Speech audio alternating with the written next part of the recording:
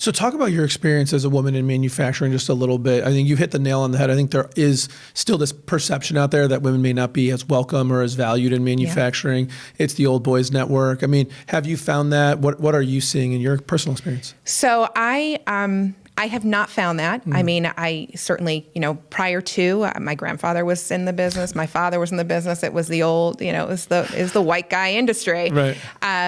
And with welcome arms, when I came in, people were supportive of my gender and my age, incredibly. Now, and even now, I'm very active in the technology schools.